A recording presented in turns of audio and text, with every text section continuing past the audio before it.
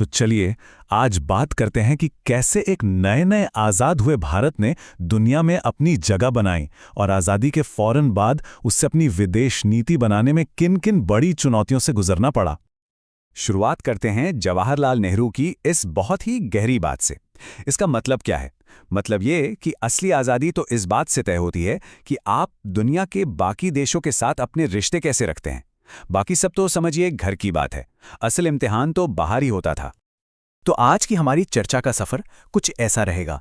पहले हम देखेंगे कि एक नया देश कैसे बना, फिर वो कैसे एक बटी हुई दुनिया से निपटा, फिर पड़ोस में क्या चल रहा था, परमाणु को लेकर क्या दुविधा थी, और आखिर में ये पॉलिसी समय के साथ कैसे बदली। तो सबसे पहले बात करते हैं उस दौर की।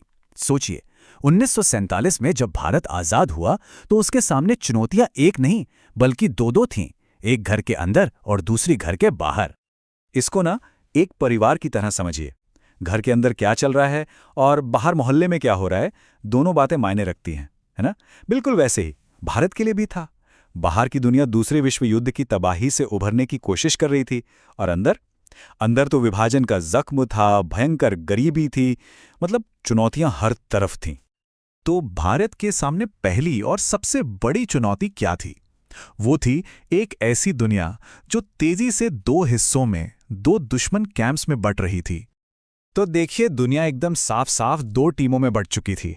एक टीम थी अमेरिका की और उसके साथियों की, और दूसरी टीम थी सोवियत यूनियन की। और बात यह थी कि दोनों ही टीमें भारत जैसे नए नए आज़ाद हुए देशों को अपनी तरफ खींचने में लगी थीं। दबाव पूरा था। अब इस बंटवारे के बीच भारत ने क्या किया? उसने एक बिल्कुल अलग अपना रास्ता चुना, जिसे हम कहते हैं गुट निरपेक्षता या नॉन अलाइनमेंट। देखिए, इसका मतलब ये बिल्कुल नहीं था कि भारत दुनिया से अलग थलग हो जाएगा। नहीं, इसका मतलब था कि हम किसी की टीम में नहीं जाएंगे, अपने फैसले खुद लेंगे, और हां, दोनों से रिश्ते रखेंगे। और ये रास्ता क्यों चुना गया? क्योंकि असल में गुटनिरपेक्षता की ये जो पॉलिसी थी ना, वो भारत के 3 सबसे जरूरी मकसद पूरे करने का एक तरीका थी। पहला, अपनी मुश्किल से मिली आज़ादी को बचाए रखना। दूसरा, अपनी सीमाओं को सुरक्षित रखना। और तीसरा, देश की तरक्की पर ध्यान देना। नेहरू को लगता था कि अगर हम किसी भी एक कैंप में चले गए तो ये तीनों चीजें दांव पर लग सकती हैं। अच्छा, तो ये तो हुई बड़ी बड़ी वर्ल्ड पॉलिटिक्स की बात। अब जरा अपने घर, अपने पड़ोस में झांकते हैं, क्योंकि यहां चीन और पाकिस्तान के साथ जो रिश्ते थे वो एक बहुत बड़ी चुनौती बनने वाले थे। ये जो बात आप देख रहे हैं, ये उस दौर की है जब चीन और भारत के रिश्तों में एक अलग ही गर्माहट थी, एक उम्मीद थी। हिंदी चीनी भाई भाई का नारा तो हर किसी की जुबान पर था। लेकिन कुछ ही साल बीते थे कि सब कुछ बदल गया। एक ऐसा मोड़ आया जिसकी किसी को उम्मीद नहीं थी। 1962 में चीन ने भारत पर हमला कर दिया, और उस एक हमले ने भाई भाई वाले रिश्ते का एक बहुत ही दर्दनाक अंत कर दिया।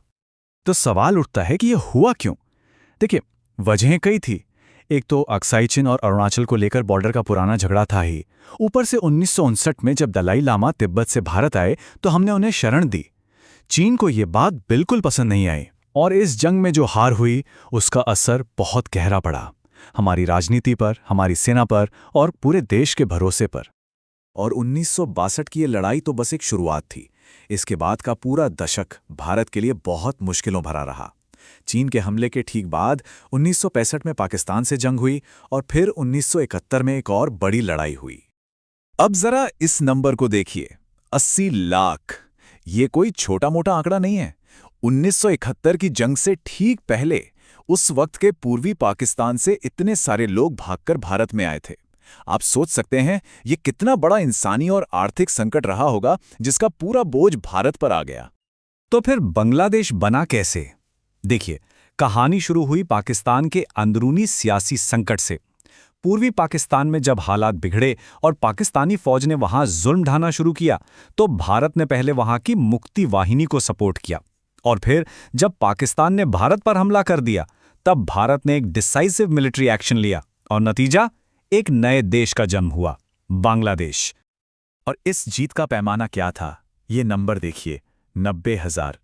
इतने पाकिस्तानी सैनिकों ने ढाका में सरेंडर किया था। ये मॉडर्न हिस्ट्री के सबसे बड़े मिलिट्री सरेंडर्स में से एक है। इस एक जीत ने, सच पूछिए तो, साउथ एशिया का नक्शा ही हमेशा के लिए बदल कर रख दिया। चलिए, अब एक और बड़ी चुनौती की बात करते हैं जिसका ताल्लुक पूरी दुनिया से था, और वो थी न्यूक्लियर वेपन्स की पॉलिटिक्स। देखिए, भारत ने अपना न्यूक्लियर प्रोग्राम शुरू तो किया था बिजली बनाने जैसे शांति के कामों के लिए, लेकिन फिर दो बड़ी घटनाएं हुई।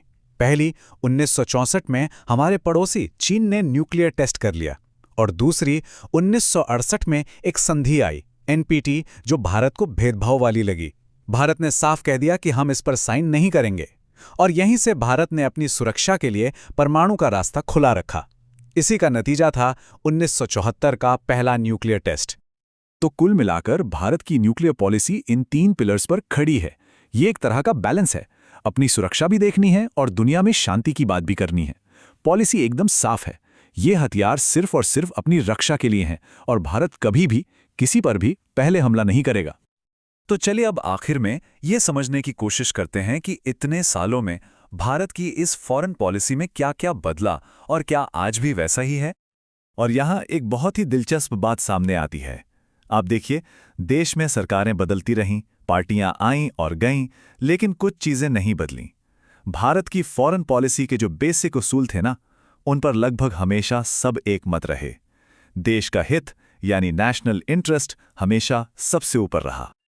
और आखिर में एक सवाल सोचिएगा जरूर, आज की दुनिया जो इतनी तेजी से बदल रही है, उसमें भारत की फॉरेन पॉलिसी के वो जो शुरुआती सिद्धांत थे, वो आज कितने काम के हैं, कितने रेलेवेंट हैं।